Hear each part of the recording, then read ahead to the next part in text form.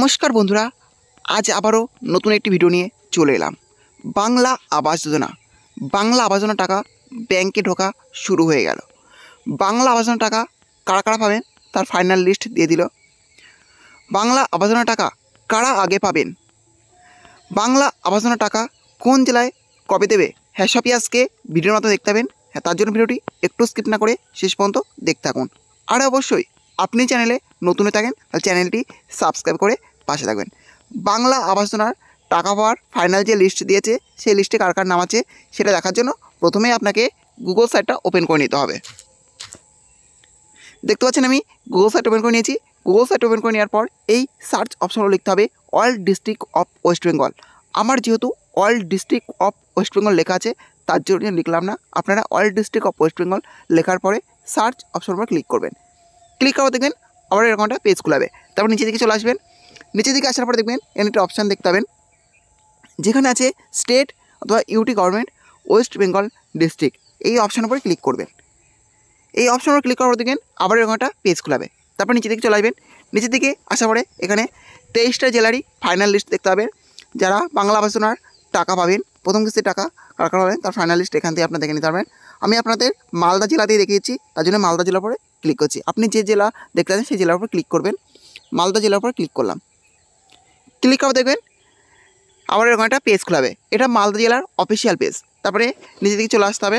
নিচের দিকে আসার পরে এখানে একটি অপশন দেখতে পাবেন যেখানে দেওয়া আছে professional list of BAY 2024 professional list. এই প্রফেশনাল লিস্ট এই অপশানের উপরে ক্লিক করতে হবে। ক্লিক করে দেখবেন আবারও এরকম একটা পেজ খোলাবে। তারপরে আবারও নিচের দিকে চলে যাবেন। নিচের দিকে আসার পর দেখবেন লেখা আছে প্রফেশনাল লিস্ট অফ বাংলার Awas Yojana 2024 list of eligible, list of ineligible, list of inactive. List of eligible অর্থাৎ এটাই বাংলা আবাস যোজনার টাকা দেওয়ার ফাইনাল লিস্ট। এই লিস্টে যাদের নাম থাকবে তারাই বাংলা আবাস যোজনার টাকা পাবেন। তার জন্য লিস্ট অফ এলিজিবলের উপর ক্লিক করতে হবে।